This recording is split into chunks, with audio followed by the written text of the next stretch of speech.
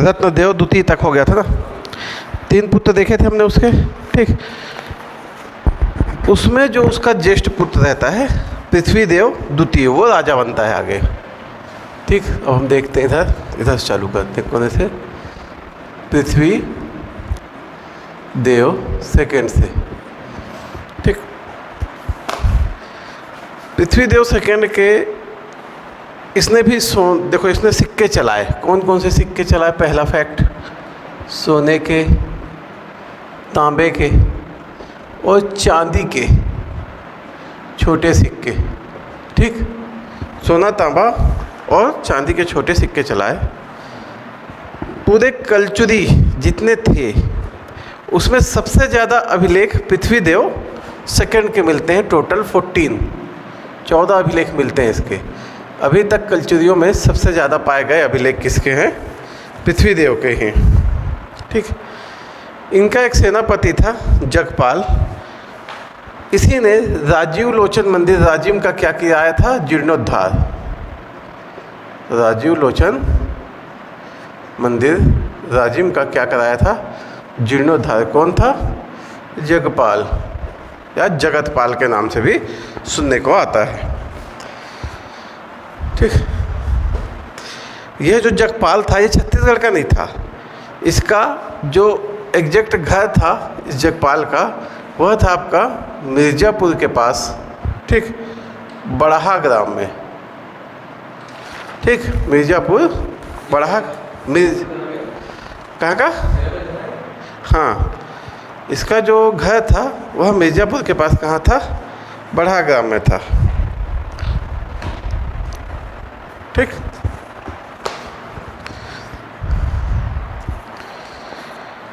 खरौद अभिलेख में बताया गया है,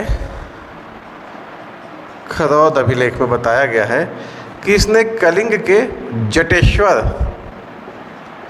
को पराजित किया। कहाँ का था यह था कलिंग का। कलिंग के राजा जटेश्वर को क्या किया था? पराजित किया था। इस युद्ध में इसके सामंत ब्रह्मदेव साथ में थे, मतलब इसका एक सामंत था, उसका नाम है ब्रह्मदेव, वह इसने इस युद्ध में इसका सहयोग किया था, ठीक।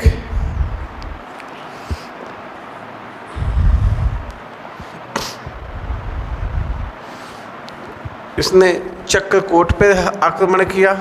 चक्रकोट कौन सी जगह है? चक्रकोट है बस्तर, ठीक। वहाँ पे नागवंशी थे। सोमेश्वर देव को हमने पढ़ा था, जाजाला देव ने सोमेश्वर देव के ऊपर हमला किया था।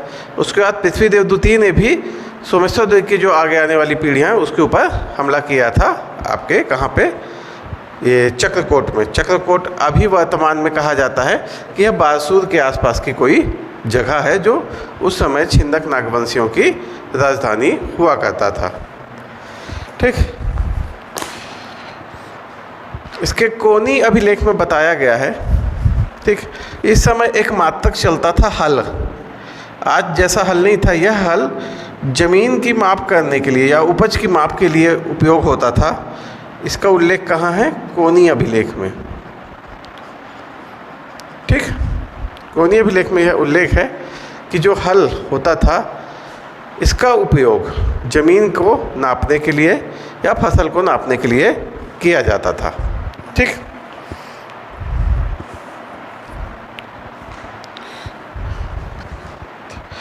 देखो इसका निर्माण इसने क्या क्या बनवाया। इसने रतनपुर में गज किला बनवाया। इस किला में इसने एक मूर्ति बनवाई जिसमें रावण के 10 सिर हैं और वो अपने सिर को काटते हुए दिख रहा है, ठीक। रतनपुर में ही इसने खड़ग तालाब का निर्माण कराया। खड़ग, ठीक, क्या कराया? खड़ग तालाब का निर्माण कराया। इसका एक सामंत था वल्लभराज। वल्लभराज सामंत था इसका। इसने खारंग झील बनवाई थी, ठीक। क्या बनवाई थी? खारंग झील। और इसका सेनापति जो यह ब्रह्मदेव है, इसने नरसिंहनाथ मंदिर, कहाँ पे? छत्तीसगढ़ उड़ीसा बॉर्डर पे है। धुरजरी मंदिर और डूमर महल बनाया। हाँ, ब्रह्मदेव ने। ठीक, इतना इसके बारे में आपको याद रखना है। ठीक,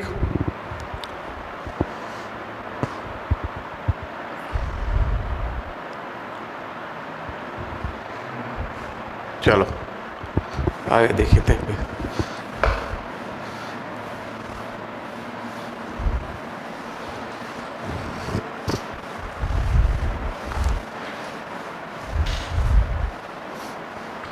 पृथ्वीदेव द्वितीय के बाद आ जाते हैं अपन जाजलदेव द्वितीय पे।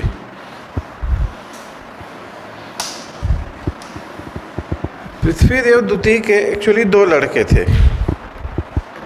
समझे? एक का नाम था जगतदेव और एक का नाम था जाजल्यदेव द्वितीय। जाजल्यदेव द्वितीय छोटा पुत्र था। तो उस समय परंपरा थी कि बड़े पुत्र को क्या दी जाती थी? गद्दी दी जाती थी। पर यहाँ पे किसको मिली?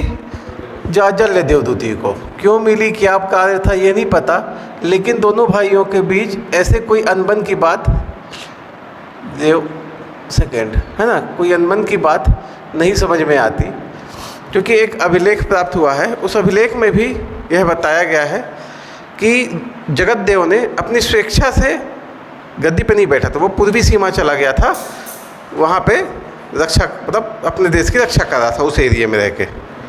ठीक, देखो जाजल्यदेव द्वितीय के समय त्रिपुरी के जयसिंह ने फिर आक्रमण किया था।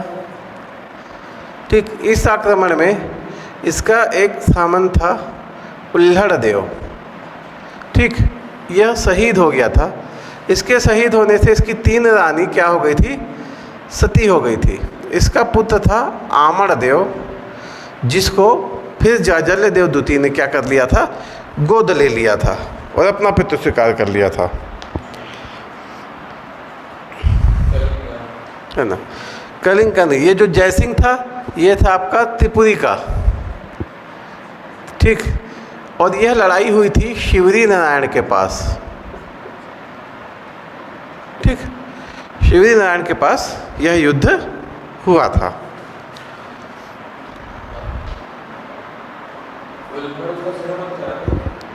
हाँ, सामंत था, सेनापति नहीं, सामंत था उल्हड़देव। हालांकि जयसिंह देव क्या हो गया? हार गया, इसका आक्रमण विफल हो गया। ठीक, सामंत था इसका इसका जाजल्यदेव का। जयसिंह देव ने जब शिवरी नारायण पे आक्रमण किया तो उल्हड़देव इसकी तरफ से लड़ा और ये मारा गया। ये मर गया तो इसकी 3 रानियाँ थीं, वो सती हो गई। ठीक, इसका बेटा अनाथ हो गया अमरदेव। जब ये अनाथ हो गया तो जाजल्यदेव क्या कर लिया? इसे गोद ले लिया था, मतलब इसको अपना बेटा स्वीकार कर लिया था। मतलब बहुत ही घनिष्ठ था वो जाजल्यदेव द्वितीय का।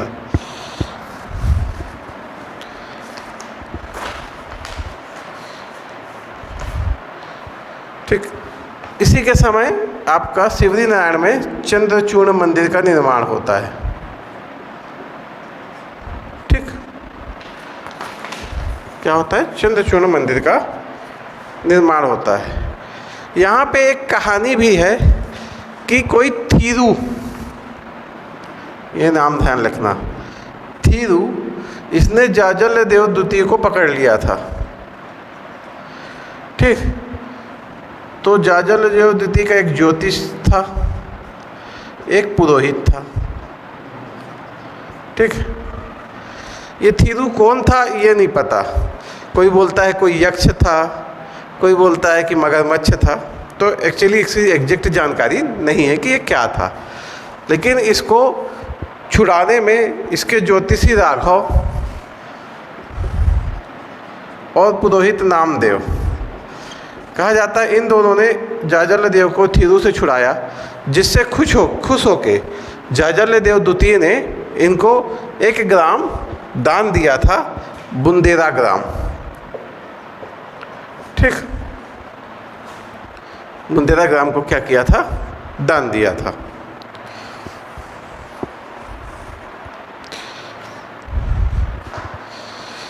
इसी के समय किसी सोमराज का उल्लेख मिलता है। देखो ये सोमराज कौन था ये नहीं पता, पर यह बताया जाता है कि इसने मल्हार में एक शिव मंदिर का निर्माण कराया, उसका नाम था केदारेश्वर। ठीक, महादेव मंदिर। ठीक, ये सोमराज को ध्यान रखना। जाजलदेव द्वितीय की राजधानी उपाधि थी तुम्माड़ाधिपति। ठीक, जाजलदेव द्वितीय की क्या उपाधि क्या थी? तुम्माड़ाधिपति। ठीक, शीघ्र ही इसका शासन खत्म हो जाता है, तो इसके बाद इसका भाई जगत देव आता है। हाँ नहीं, ये सोमराज एक व्यक्ति का नाम है। ये व्यक्ति क्या था ये नहीं पता है, पर इसने मल्हार में केदारेश्वर मंदिर का निर्माण कराया था। काल था जाजलदेव द्वितीय का। ठीक, जाजलदेव द्वितीय ज़्यादा लंबा शासन नहीं रहता, ये खत्म हो जाता है। तो इसके बाद क्या होती है? अराजकता फैलने लगती है। तो इस अराजकता को दबाने फिर कौन आता है? इसका बड़ा भाई जगतदेव वापस आता है और फिर वह 10 साल करीब करीब शासन करता है। ठीक, सोमल्ला देवी से इसका विवाह होता है। जगतदेव की पुत्रानी का नाम सोमल्ला देवी है। ठीक, और खरोद शिलालेख में, ठीक, खरोद शिलालेख में यह बताया गया है कि जो जगतदेव था उसने गद्दी अपने मर्जी से छोड़ के वो गया था पूर्व दिशा की ओर रक्षा करने। ठीक, कौन से शिलालेख में? खरोद शिलालेख में। जगतदेव के बारे में बस इतना ही ध्यान रखना है। ठीक, इसके बाद आता है रत्नदेव थर्ड। रत्नदेव तृतीय की 2 पत्नियां थी, राल्हा और पद्मा।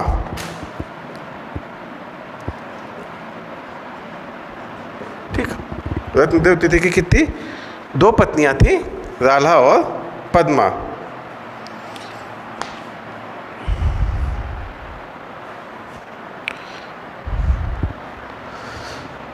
रत्नदेव तृतीय ने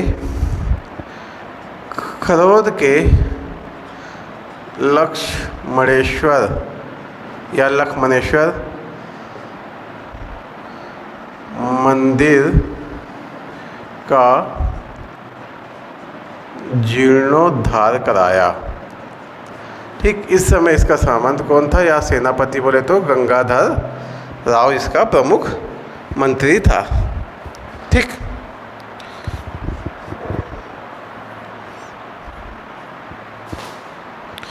इसी गंगाधर राव ने रतनपुर में पुरारती शिव मंदिर, लखनी मंदिर, जिसे एक वीरा मंदिर भी कहते हैं, का निर्माण कराया। किसने कराया?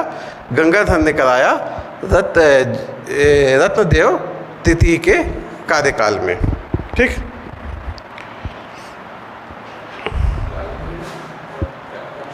हाँ, क्या चीज़? पुरारती शिव मंदिर। हाँ, निर्माण गंगाधर राव ने कराया और जीर्णोद्धार भी गंगाधर राव ने कराया, पर रत्नदेव तृतीय राजा है तो उसके ऑर्डर से कराया होगा ना, कि अपने मन से थोड़ी कराएगा। रत्नदेव तृतीय राजा है, उसने आदेश दिया होगा, ये कराया। खरोद शिलालेख में, खरोद शिलालेख में यह पता चलता है क्या कि इस समय भीषण अकाल पड़ा था। ठीक, और इसी अकाल के निराकरण के लिए ये मंदिर का निर्माण कराया किया गया था, एक वीरा मंदिर का। ठीक, ये वाला मंदिर। इसी भीषण अकाल के कारण गंगाधर राव ने ये लखनी मंदिर या एकवीरा मंदिर का निर्माण कराया था, ताकि अकाल क्या हो सके, ख़त्म हो सके। ठीक है। फिर आगे अगला शासक है आपका प्रताप मल्ल। प्रताप मल्ल के जो खासियत है, इसके जो तांबे के सिक्के मिले हैं वो आपके षटकोणीय मिले हैं, चक्राकार षटकोणीय, मतलब गोल के अलावा भी मिले हैं। ठीक, गोल और षटकोणीय सिक्के मिले हैं, षटकोणीय मिले हैं, गोल मिले हैं। ठीक, इस पे सिंह और कटार का चिन्ह है। ठीक, सिंह और कटार का क्या है, चिन्ह है।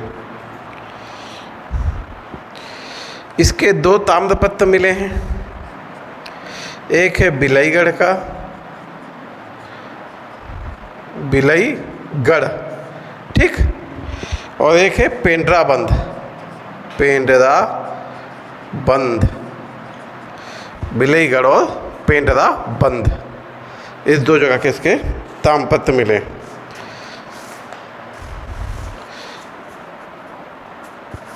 इसने जो है ना कलचुरी संवत का अंतिम बात प्रयोग दिखता है हमको इसके शासन काल में।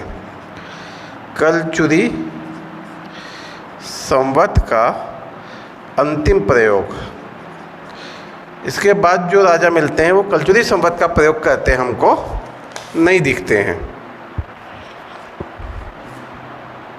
ठीक, और ध्यान रखना प्रताप मल के हमको केवल तांबे के सिक्के मिले हैं। ठीक, किसके मिले हैं, केवल तांबे के। चलो इसको मिटाने दो।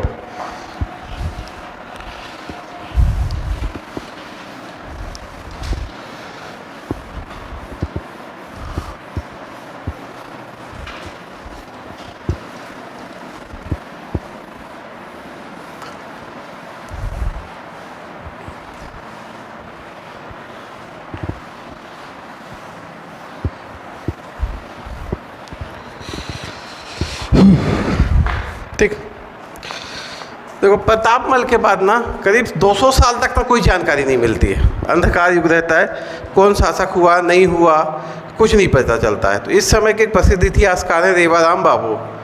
ठीक, रेवाराम वो अपनी स्टडी के आधार पे एक लिस्ट निकालते हैं कि इसके बाद कौन कौन शासक हुआ। उन शासकों के नाम देखो हमको पूरी बहुत अच्छे से याद नहीं करना है, पर एक रीडिंग तो मार के रखना है। कोई कभी पूछ सकता है कि कौन सा शासक किस वंश का है, तो इस शासन को देखते हैं। ये जो शासक है वो किसके अनुसार है, रेवाराम जी के अनुसार है। प्रतापमल के बाद उसने बताया कौन कौन आया, जय सिंह, ठीक, धर्म सिंह, जगन्नाथ, वीर सिंह, कमल देव, ठीक, शंकर देव, मोहन साय, दादू साय, पुरुषोत्तम साय,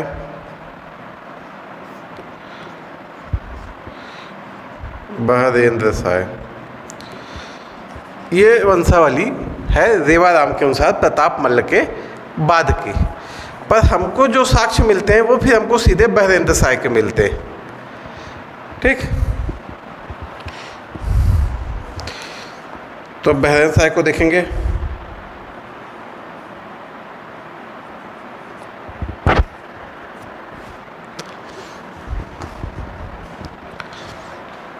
चलो अब हम देखेंगे बहरेंद्र साय को, क्योंकि जो इसके बाद हमको जो अभिलेख मिल रहे हैं वो बहरेंद्र साय के मिल रहे हैं। तो बहरेंद्र साय के समय हमें कोसगई एक अभिलेख मिलता है, मतलब कोसगई में इसके 2 अभिलेख मिलते हैं और एक अभिलेख रतनपुर में मिलता है। तो इसके कितने अभिलेख मिले, 3, एक कोसगई में, 2 कोसगई में और एक आपका रतनपुर में।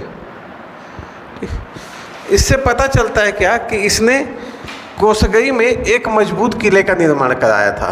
कोसगई किला बनवाया, ठीक, और अपनी सारी संपत्ति, धन दौलत जो भी होता था वह उस किले में जाके रख दिया। मतलब वहाँ पे क्या किया, कोषागार की स्थापना की। तो इसकी राजधानी कोसगई थी। इस समय इसने एक राजधानी क्या बनवा ली, कोसगई को क्या बनवा दिया, राजधानी। मतलब यह इसकी दूसरी राजधानी थी। पहली राजधानी तो रतनपुर थी ही थी, फिर दूसरी राजधानी क्या हो गई, कोसगई हो गई, ठीक। बहरैन शाह ने चैतूरगढ़ किले का भी निर्माण कराया था। चैतूरगढ़ वही पाली के पास जो बताया था, जहाँ तुम्हार पुरानी जगह थी इनकी, वहीं पास है। चैतूरगढ़ में भी एक किला बनवाया था, ठीक।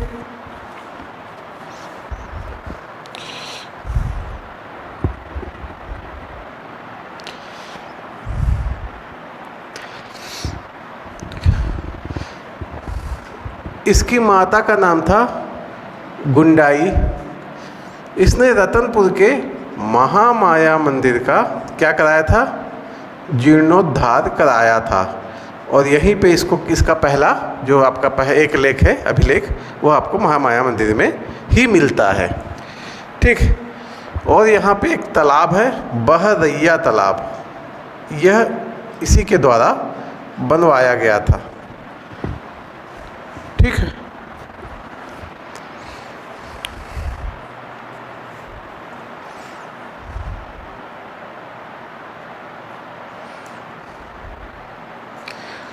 कोसगई तरफ इसका एक मंत्री का नाम पता चलता है, जिसका नाम था माधव। बताया जाता है कि ये क्या करता था, आसपास में आक्रमण करता था, राजाओं से लड़ता था, और क्या सोना चांदी सब लूट उट का सामान जो भी लाता था वो कोसगई किले के कोषागार में क्या कर देता था, लाके जमा करता था। कोसगई किले का एक अधिपति था, उस अधिपति का नाम है धाटम देव। धाटम देव ये कौन था, कोसगई किले का अधिपति बनाया था इसे बहरान शाह ने, अधिपति किले का ना, धाटम देव, कोसगई किले का अधिपति।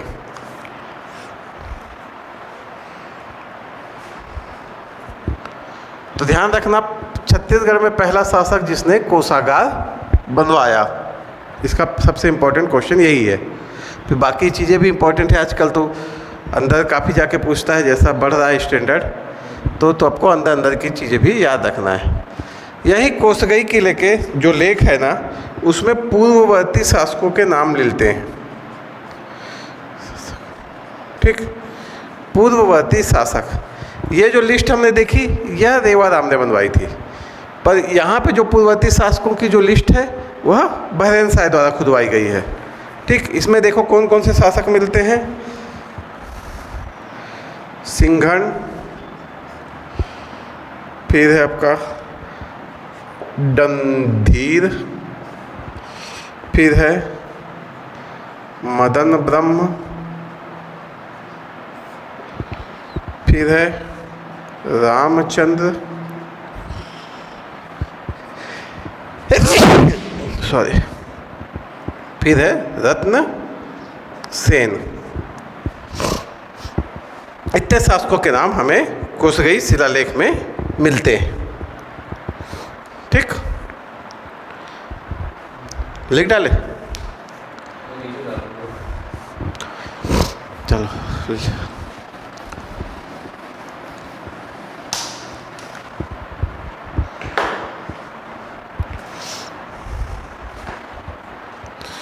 और इसी कोसगई शिलालेख में ना एक पठानों के आक्रमण का उल्लेख भी है,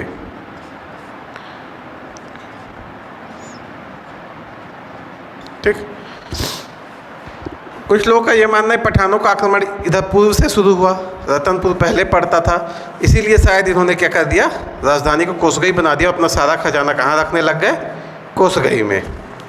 तो पठानों के आक्रमण का उल्लेख भी हमको कोसगई शिलालेख से मिलता है।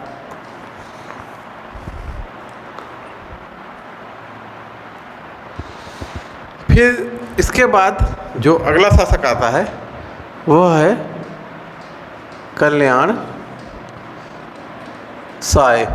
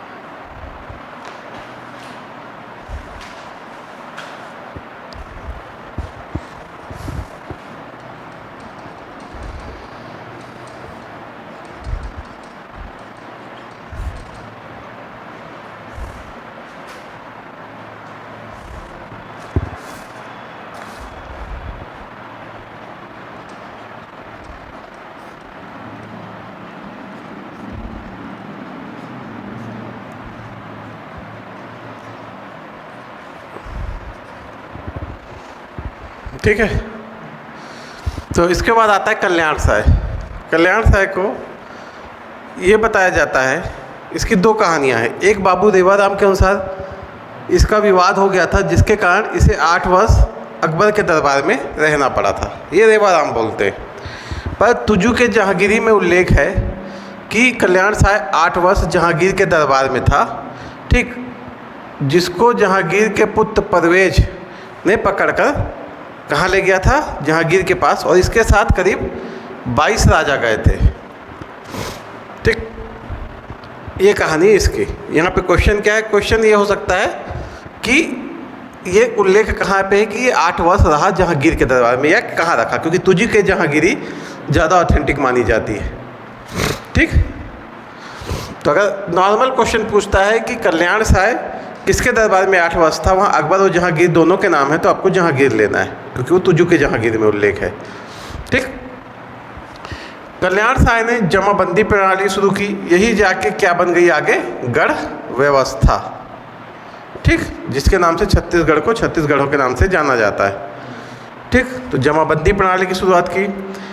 यहाँ पे एक पहलवान गोपल्ला का उल्लेख मिलता है, ठीक, कि गोपल्ला गया जहांगीर के दरबार में और वहाँ पे अपने पहलवानी के कर्तव्य दिखा के राजा को खुश करता है जहांगीर को, और क्या करता है, कल्याण साय को वहाँ से छुड़ा के ले आता है।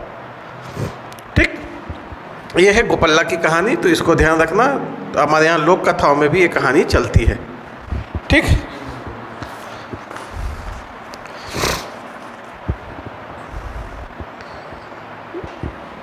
कल्याण साय ने जगन्नाथ स्वामी मंदिर का निर्माण कराया, जो रतनपुर में गज किला है उसके अंतर। ठीक,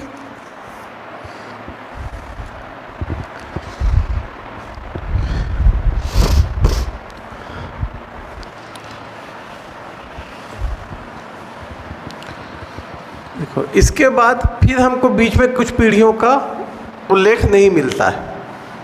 ठीक, पर यहाँ पे फिर देवाराम जी ने क्या है, कुछ राजाओं का नाम बताया है। तो ध्यान रखना, कल्याण साय के बाद देवाराम जी के द्वारा जो नाम बताए गए हैं उसको देखो, कौन कौन से हैं। एक है आपका लक्ष्मण साय,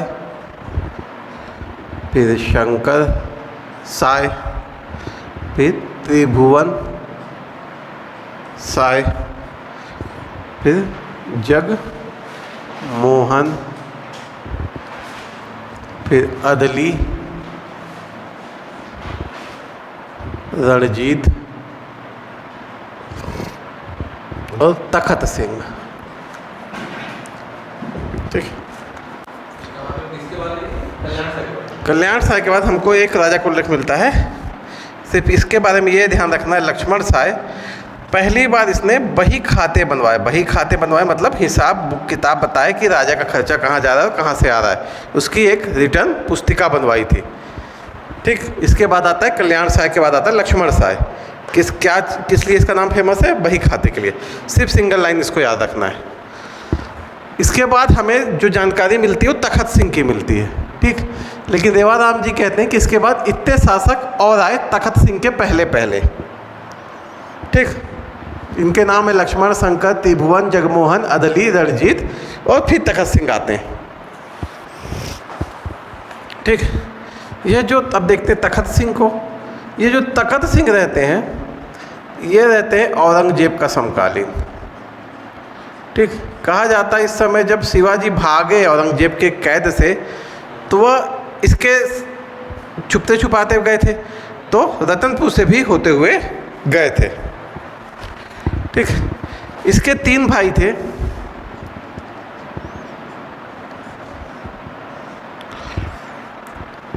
सरदार सिंह,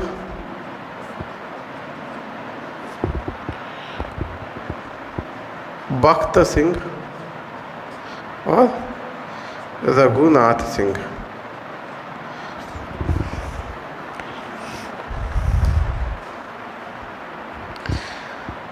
तखत सिंह का, ठीक, 3 भाई का नाम लिख लिया, सरदार सिंह, बख्त सिंह, रघुनाथ सिंह। देखो तखत सिंह के ना बच्चे नहीं पैदा हो रहे थे, तो एक पुस्तक है शिवदत्त शास्त्री की, शिवदत्त शास्त्री की पुस्तक है रतनपुर इतिहास समुच्चय, इतिहास समुच्चय, ये शिवदत्त शास्त्री की पुस्तक है। इसमें शिवदत्त शास्त्री ने बताया कि तखत सिंह ने नियोग प्रथा से क्या प्राप्त किया, एक पुत्र प्राप्त किया जिसका नाम था राज सिंह। फिर यही राज सिंह क्या बन गया, राजा बना, ठीक। राज सिंह राजा तो बन गया, ठीक। इस राज सिंह ने राजपुर, ठीक, जिसको आजकल जूना शहर बोलते हैं, इसका निर्माण कराया। बादल महल बनवाया रतनपुर में, बादल महल रतनपुर में बनवाया, ठीक। इसके ही दरबार में गोपाल मिश्र नामक कवि था जिसने खूब तमाशा लिखा था, जिसमें छत्तीसगढ़ी शब्द का प्रयोग किया गया था। राज सिंह का पुत्र था विश्वनाथ सिंह, ठीक। ये अल्पकालीन था, मतलब इसकी मृत्यु जल्दी हो गई, राजा नहीं बन पाया था। हाँ, नियोग प्रथा द्वारा हुआ था, नियोग प्रथा से प्राप्त किया था इसने पुत्र को, नाम था राज सिंह। फिर यही राज सिंह शासक बनता है।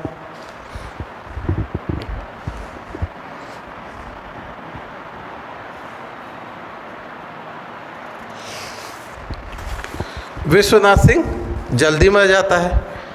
अब विश्वनाथ सिंह जल्दी मर गया, मतलब इसका पुत्र था, राज सिंह का पुत्र था विश्वनाथ सिंह, तो उसके घर में राज सिंह आ जाता है।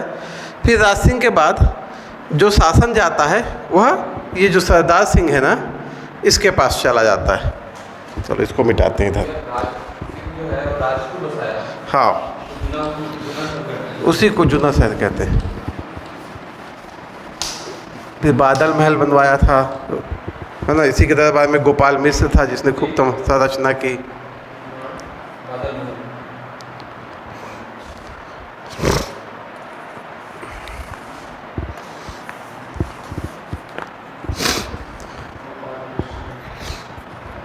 फिर इसके बाद था सरदार सिंह बना,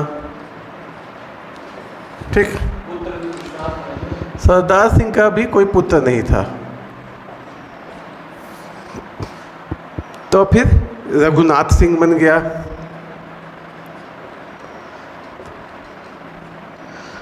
इसी के शासन में 1741 में आपका भास्कर पंत, ठीक, जो नागपुर भोसले का सेनापति था, उड़ीसा अभियान के दौरान क्या करता है, रतनपुर पे आक्रमण कर देता है। और क्योंकि रघुनाथ सिंह का एक पुत्र था वो मर गया था, तो रघुनाथ सिंह पुत्र वियोग में था, काफ़ी बूढ़ा हो चुका था, ठीक। रघुनाथ सिंह लड़ने की इच्छा में नहीं था, तो एक तरीके से ये क्या कर देता है रघुनाथ सिंह, आत्मसमर्पण, ठीक। 1741 में। इसकी 2 पत्नी थी, पद्म कुंवर और लक्ष्मण कुंवर। ठीक, जब यह युद्ध होता है तो ऐसा बताया जाता है कि ये इसकी जो रानियां थी, इन्होंने ही आत्मसमर्पण का झंडा लहराया था, सफ़ेद झंडा दिखा के युद्ध को रुकवाया था। ठीक, तो ध्यान रखना है कि यहाँ पे जो युद्ध रुकवाया, किसने रुकवाया? पद्म कुंवर और लक्ष्मण कुंवर ने रुकवाया। ठीक, सन था 1741 का। भास्कर पंथ था आपका रघु जी का सेनापति था, भोसला शासक नागपुर के। ठीक, कहाँ जा रहा था ये? उड़ीसा अभियान में जा रहा था। छत्तीसगढ़ रास्ते में था, तो सोचा कि पहले छत्तीसगढ़ को ही जीत लेते हैं। रघुनाथ सिंह से इसने पैसे की मांग की, रघुनाथ सिंह ने पैसे नहीं दिया तो आक्रमण कर दिया। रघुनाथ सिंह लड़ने में सक्षम था नहीं, और इसके रघुनाथ सिंह के आते आते कलचुरी क्या है, काफ़ी कमज़ोर हो चुके थे। ठीक, मतलब इनके सामंत अलग हो गए थे, वो अपने आप को स्वतंत्र कर चुके थे। तो इनकी सहायता से बहुत बड़ा एक वो जो शासक वंश था वैसा नहीं था। ठीक, तो इसको ध्यान रखना है। अभी जब मराठा पढ़ेंगे तो इस भास्कर पंथ को फिर से पढ़ेंगे कि पूरा यहाँ पे जो रघुनाथ सिंह के ऊपर हमला हुआ, इसको डिटेल में पढ़ेंगे, क्यों हुआ, कैसे हुआ। ठीक, क्योंकि फिर हमारा वो चला जाएगा मॉडर्न तब। फिर इसके बाद बनता है मोहन सिंह।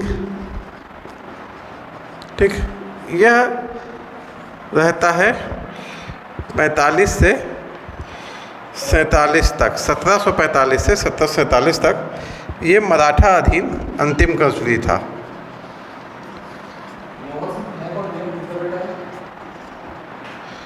मोहन सिंह इसका बेटा नहीं था। एक्चुअली मोहन सिंह भी एक गद्दी चाह रहा था।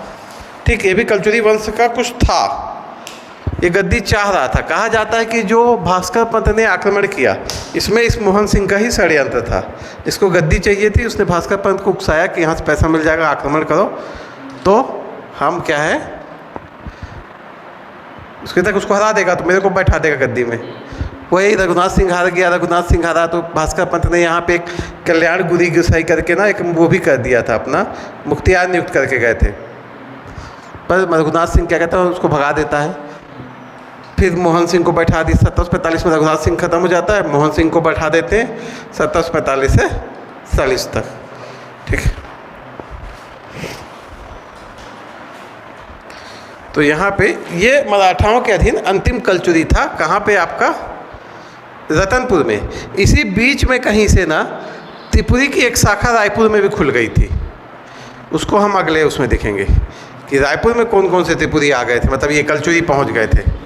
ठीक है, उसको फिर हम लोग इसमें देख लेंगे, अगले लेक्चर में देखेंगे, क्योंकि उसमें बहुत सारे शासक, उसमें बहुत कुछ पढ़ना नहीं है, पर शासकों की थोड़ी सी एक लिस्ट है, उसको ध्यान रखना, क्योंकि वहाँ से क्वेश्चन कैसे पूछता है कि फलाना शासक संबंधित है किस वंश से। ठीक है, चलो फिर आज का ये यहाँ पे समाप्त हो गया तुम्हारा कलचुरी।